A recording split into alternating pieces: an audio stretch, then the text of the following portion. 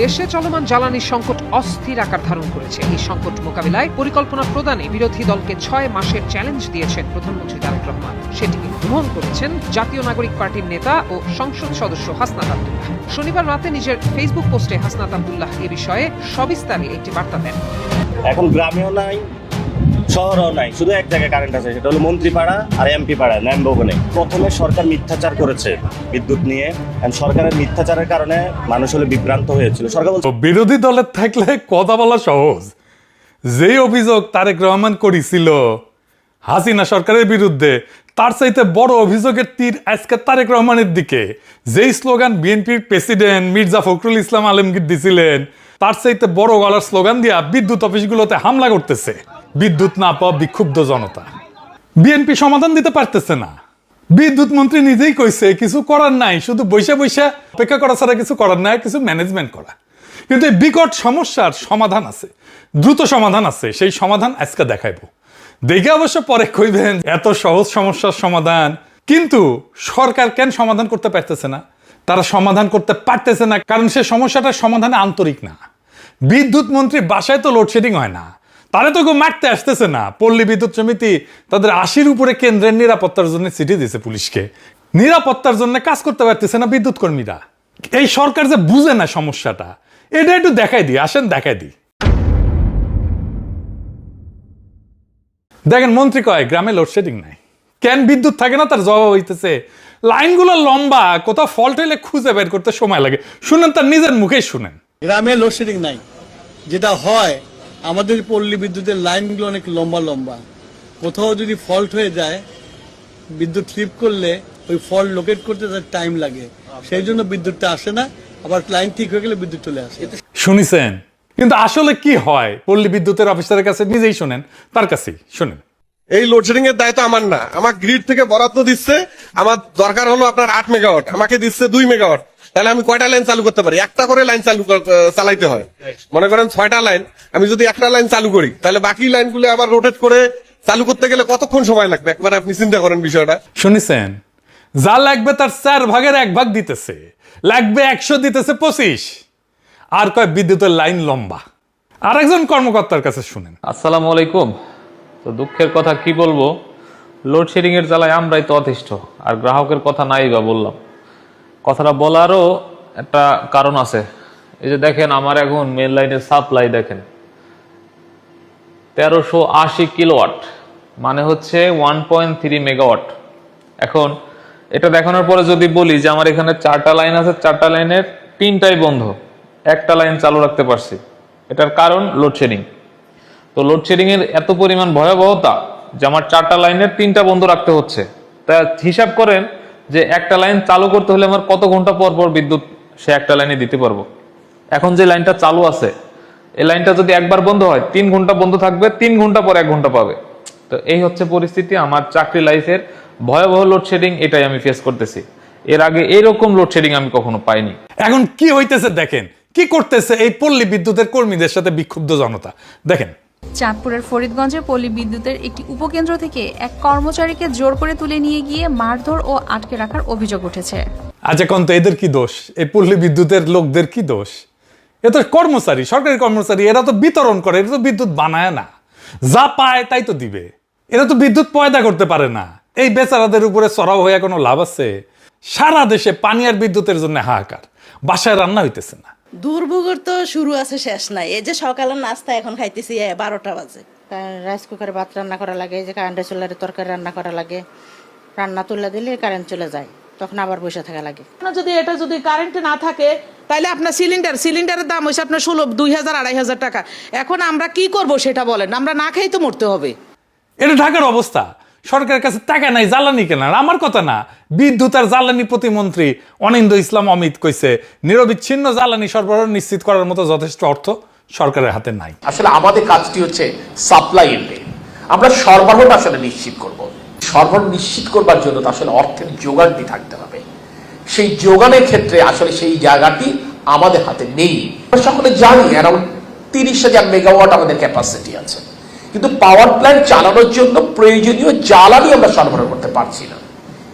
দেখেছেন কি অবস্থা? বিদ্যুৎ কেন্দ্র চালানোর মতো যথেষ্ট জ্বালানিও নাই। কেন নাই? কারণ জ্বালানি পণ্যের আমদানি ব্যয় $5 বিলিয়ন থেকে বেড়ে $10.6 বিলিয়ন হয়েছে। এক বছরে 107% বাড়ছে, দ্বিগুণেরও বেশি। সারের দামও বাড়ছে, প্রায় $2.5 বিলিয়ন থেকে প্রায় 4 বিলিয়নে গেছে। রিজার্ভ তো 32 বিলিয়নের গড়ে, মানে শুধু জ্বালানি কিনতেই প্রত্যেক বছর রিজার্ভের 1/3 সমান ডলার লাগতেছে। এই দাম করলে আরো বাড়তে পারে। শুধু কি তাই, অভাগা যেদিকে চায় সাগর শুকায় যায়। এলএনজি গ্যাসে হয়েছে আরেক গ্যাঞ্জাম। কি গ্যাঞ্জাম? আমাদের গ্যাসের একটা বড় অংশ আসে বিদেশ থেকে এলএনজি হিসেবে। এলএনজি মানে তরল করা প্রাকৃতিক গ্যাস। গ্যাসকে -160 ডিগ্রিতে নিলে ঠান্ডা করলে তরল হয়ে যায়, তরল পানির মতো তরল হয়। তারপরে জাহাজে করে এটা আনা হয়। কিন্তু তরল জিনিসটা তো আর সরাসরি আপনার চুলায় যায় না, তাই না? পাইপ লাইনেও ঢোকে না। তার আগে ওইটার আবার গরম করে নিতে হয়, গরম করে আবার গ্যাসে ফেরত আনতে হয়। এই কাজটা করে মহেশখালীতে সমুদ্রের উপরে ভাসতে থাকা 2টা টার্মিনাল, একটা এক্সিলারেট এনার্জির আর একটা সামিটের, দুটোই বেসরকারি। এদের কাজ একটাই, জাহাজ থেকে তরল গ্যাস নামানো, গরম কইরা গ্যাসে বদলানো, তারপরে পাইপে পাঠানো। এক্সেলারেটের 2টা বয়লার আছে, গরম করার যন্ত্র আর কি, এটা নষ্ট, রক্ষণাবেক্ষণে বন্ধ। আর সামিটে জাহাজ আসছে, এলএনজি ভরা জাহাজ, কিন্তু বাতাসের কারণে জাহাজটাকে নিরাপদে ফেরানোই যাইতেছে না। এই মাল খালাসি শুরু করা হয়নি, জাহাজ ভর্তি গ্যাস সমুদ্রে ভাসতেছে। চিন্তা করে দেখেন, আমাদের কেনা গ্যাস, ডলার দিয়ে কেনা গ্যাস, গ্যাস আছে কিন্তু ব্যবহার করা যাইতেছে না। মানে সমস্যাটা শুধু টাকারও না, সমস্যাটা যন্ত্রেরও। 1 টাকা না থাকলে গ্যাস কেনা যায় না, 2 টাকা থাকলেও গ্যাস আনলেও সেটা ব্যবহারযোগ্য করার ক্ষমতা আমাদের নাই। আমরা 15 বছর ধরে কেন্দ্র বসেছি, কিন্তু সেই কেন্দ্রে জ্বালানি পৌঁছানোর অবকাঠামো এটা তৈরি করিনি। বসাইলে এটা বসাইছি, 2 নাম্বারটা রাখি নাই, এটা বিকল্প রাখি নাই। তাই আজকে একটা বয়লার নষ্ট হইলে আর একদিনে বাতাস বেশি বইলে দেশ অন্ধকার হইয়া যায়। গ্যাস চাইলেও যে আনা যাবে না, টাকা থাকলেও যে আনা যাবে না, এটা আবার কইতেছে সরকারের আরেক মন্ত্রী, বাম মন্ত্রী জোনায়েদ সাকি। শুনেন, এই মুহূর্তে আপাতত দেশের গ্যাস উত্তোলনের সর্বাত্মক উদ্যোগ ছাড়া এবং বাইরে থেকে গ্যাস আমদানি করার চেষ্টা করা ছাড়া, যেটা পাওয়া খুবই দুর্লভ হয়ে যাচ্ছে এবং সেখানে প্রচুর সময় লাগবে। মানে মালয়েশিয়া যে তরলীকৃত গ্যাস দিতে চাচ্ছে, কিছুটা পাওয়া যাবে, কিন্তু যে কন্টেইনারে আনবে ওইটা চায়না নির্মাণ করে দিতে বলেছে 1.5 থেকে 2 বছর লাগবে। ফলে আমরা কোনো সমাধান করা যাচ্ছে না। শুনিছেন, ট্যাঙ্কার নাকি বানাইতে হবে, তারপরে আনবে। কারণ আইসানি আমি না আমার গোড়া আসবে, এদিকে গোড়া হাসি দেন, মেলা দিন দেওয়া ট্যাঙ্কার ভাড়া পাওয়া যায় না। এখন যে এলএনজি আনে সরকার, সেটা কি নিজের ট্যাঙ্কারে আনে নাকি সরকার? বালচুন, বাংলাদেশ নিজে কোনো এলএনজি ট্যাঙ্কার ভাড়াও করে না, নিজেও করে না, কেনেও না। চুক্তিগুলো এরকম, এটা ডেলিভার টু এক্সশিপ, মানে জাহাজ জোগাড় করা বিক্রেতার দায়িত্ব। কাতার এনার্জি থেকে আমরা এলএনজি আনি, ওকিউ ট্রেডিং থেকে এলএনজি আনি, এক্সেলারেটও আনে। স্পট বিক্রেতার নিজের বা নিজের চার্টার করা জাহাজে মহেশখালী পর্যন্ত পৌঁছায় দেয়। মানে ওই যার কইতেছে কথা সেটা সে নিজেই বুঝে না, জানেও না, সরকার চালাইতেছে। ওর আমলা যা কয়ে দিছে ওইটা এসে বমি করে দিতেছে। যে সাংবাদিকরা তার প্রশ্ন করতেছে সেও জানে না যে এলএনজি আনার জন্য ট্যাঙ্কার বানায় আনার দরকার নাই। মানে আমাকে একটা বালচুন পেয়েছে কিরকম, বাটপার আম তারের কাছে না। ওর যে লেভেল অফ ইন্টেলিজেন্স, ঠিক ওই একই লেভেল অফ ইন্টেলিজেন্স আর আন্ডারস্ট্যান্ডিং নিয়ে বিএনপি সরকারের মন্ত্রীরা কাজ করে। জুনায়েদ সাকি বলে ট্যাঙ্কার বানাইতে দেবে চায় না, আর বাটপার তারেক বলে আমেরিকায় মেশিন বানাইতে দিছে। শুনেন, বিদ্যুৎ গ্যাস নিয়ে 6 মাস সময় পেয়েছে একটা অবকাঠামো তৈরি করতে। আমেরিকাতে একটা মেশিন বানাইতে দিছে, ওই মেশিনটা বানাইতে লাগবে 11 মাস। ওইটা 2 মাস লাগবে চায়নায় নিতে, কত হলো? 13 মাস। আর 2 মাস লাগবে মডিফাই করতে, কত হলো? 15 মাস। আর 2 মাস লাগবে বাংলাদেশে আনতে, কত হলো? 17 মাস। মানে বিদ্যুৎ সেক্টরের ডেভেলপমেন্টটা এরকম লং টাইম নেয়, সুতরাং এসে হুট করে বানায় ফেলা অনেক কঠিন।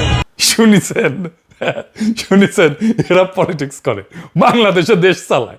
বুঝেছেন কোন কিসিমের মাল দেশ চালায়, কোন কিসিমের জোকার দেশ চালায়। আবার নতুন তত্ত্ব আনিছে বিদ্যুৎ মন্ত্রী, বলছে যে বিদ্যুৎ চালিত রিক্সা বাইরে যাওয়ায় নাকি বিদ্যুতের চাহিদা বাড়িছে রাতের বেলা। সে নিজেই সংসদে কইছিল গ্রীষ্মকালে গরম আর সেচের কারণে গ্রীষ্মে 18,000 মেগাওয়াট বিদ্যুতের চাহিদা হয়। সেই টাইমে কিন্তু বলে না এটা রিক্সার কথা, এখন এটা বলির পাটা লাগবে, তো তাই বাই করেছে যুক্তি। চিন্তা করেন, মানে মাথা যা শিখছে কয়ে দিতেছে। আবার দেখেন, দেশে গ্যাস নাই, বিদ্যুৎ নাই, জ্বালানি নাই, 12 থেকে 18 ঘন্টা লোডশেডিং হয়, আবার নামাবে নাকি বৈদ্যুতিক বাস। মোটে মা রাধে না তপ্ত আর পান্তা, কি অবস্থা! জোকারে ভর্তি। লোডশেডিং আগে হয়েছে, কিন্তু কথা হইতেছে রেকর্ড লোডশেডিং তো হয় না, এখন হইতেছে রেকর্ড লোডশেডিং। এই নতুন রেকর্ড কেন হইল? সে জবাব তো দিতে হবে। বিদ্যুৎ জ্বালানি ছাড়া তো শিল্প কলকারখানা চলবে না। পেট্রোবাংলা এখন চাহিদার মাত্র 56% গ্যাস দিতে পারতেছে। সাভার আশুলিয়া কারখানা উৎপাদন কমছে 50 থেকে 60% পর্যন্ত। এটা গিয়ে পড়বে কোথায়?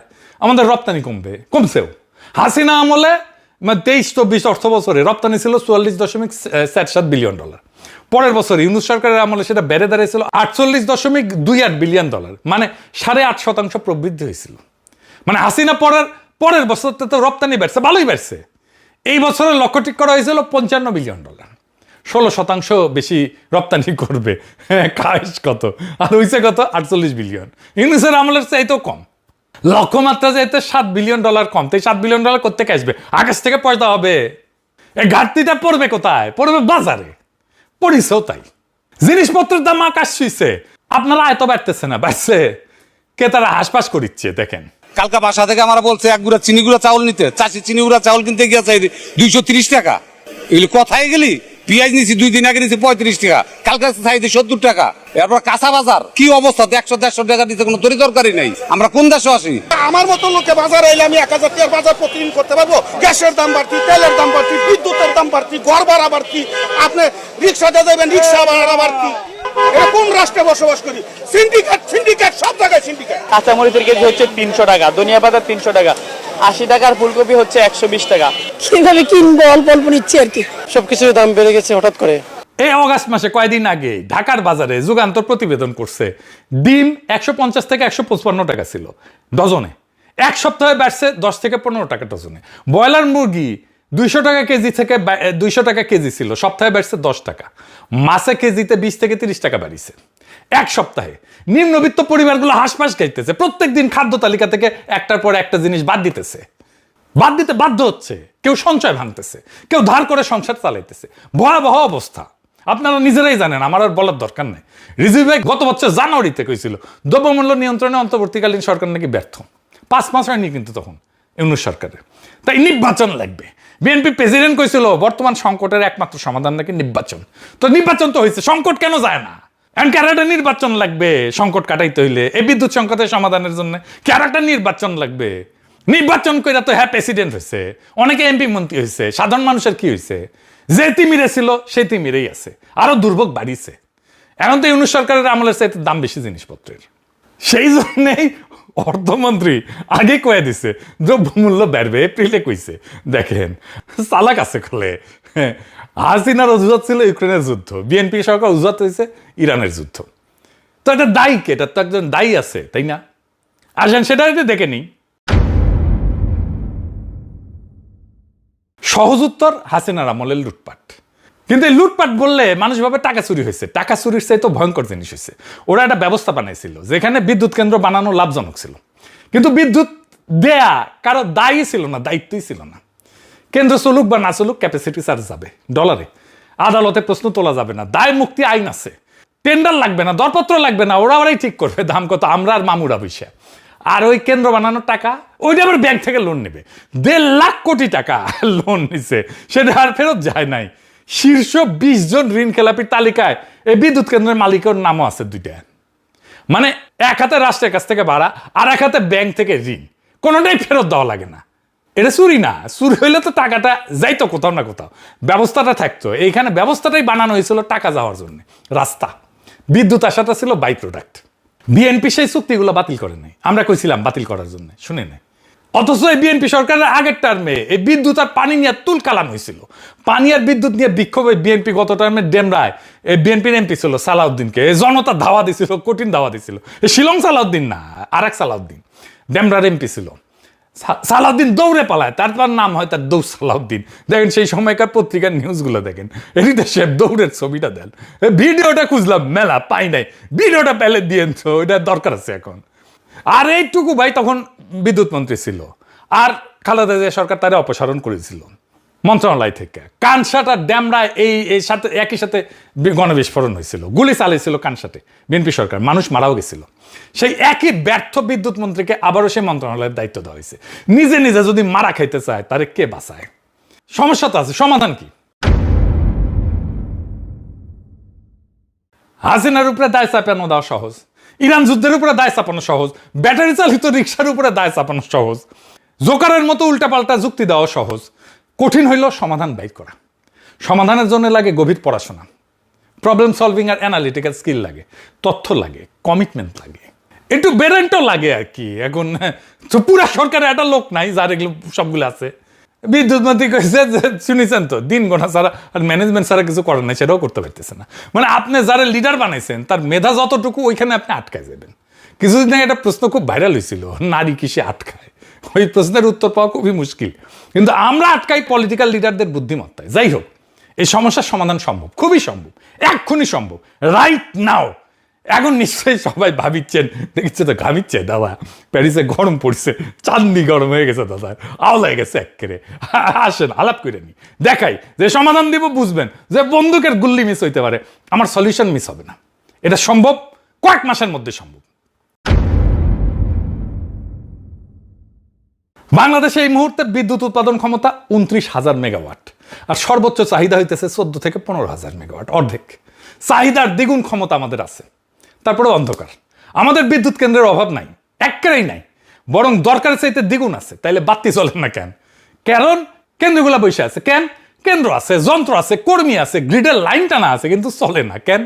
জ্বালানি কেনার টাকা নেই, আর ওদের যে টাকা পাও না সেটাও দেওয়া হয় নাই। বিদ্যুৎ কেন্দ্রগুলোর কাছে সরকারের বকেয়া প্রায় 50,000 কোটি টাকা। এখন ভাবেন, আপনি এক দোকানে 5 বছর ধরে বাকিতে মাল নিলেন, এখন গিয়া কইতেছেন ভাই আরো মাল দেন, দোকানদার কি করবে? দিবে মাল?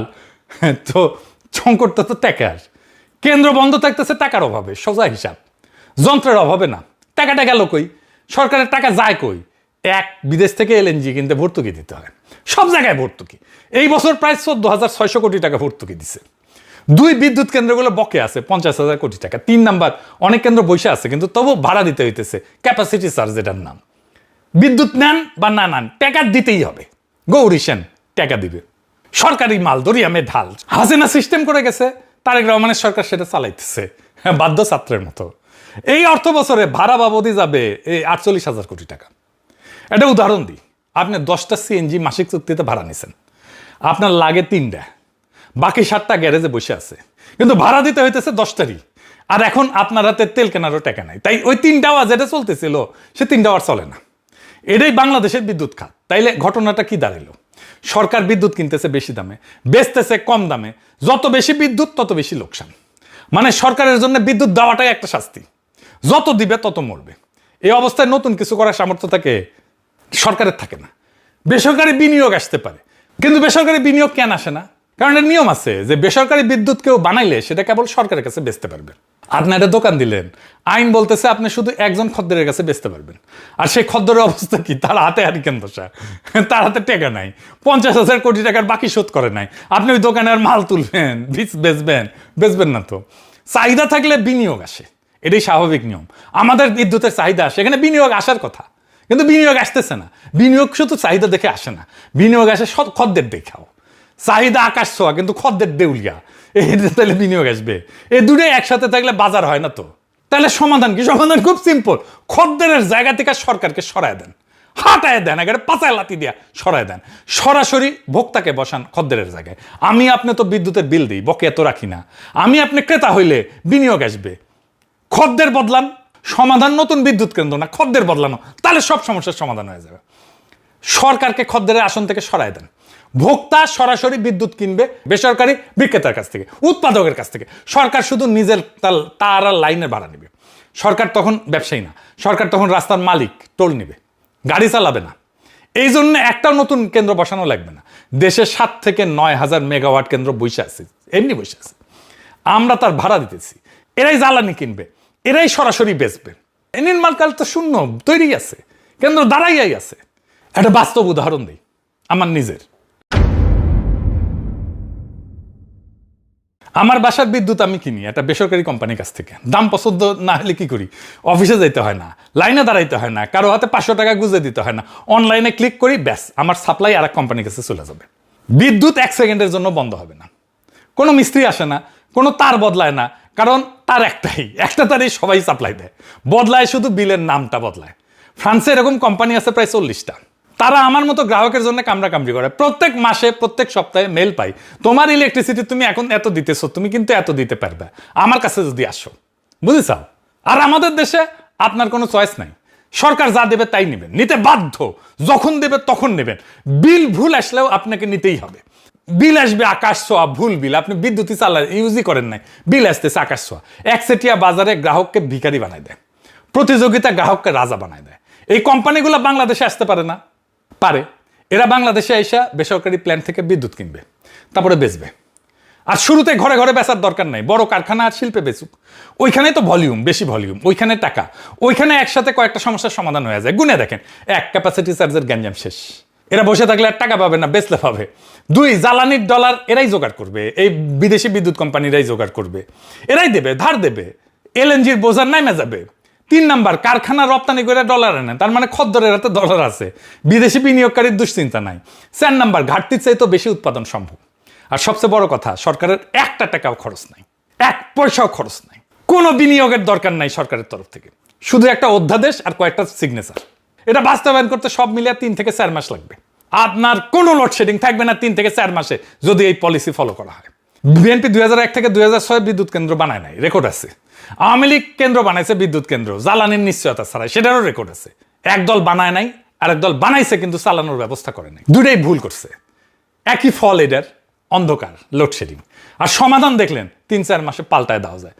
টুকু ভাই, বসে থাকে ছাড়া অনেক কিছু করার আছে, আপনি করতে চান না, বা জানেন না, বা বুঝেন না। করতে চান কিনা সেটাই প্রশ্ন। বাংলাদেশে বেশিরভাগ সমস্যার কুইক ইনোভেটিভ সমাধান আছে এইরকম, কিন্তু যেই দেশের মানুষ অপদার্থ আর অযোগ্যদের নেতা বানায়, দেশ চালানোর দায়িত্ব দেয়, তাদের দুর্ভোগ কখনো যায় না।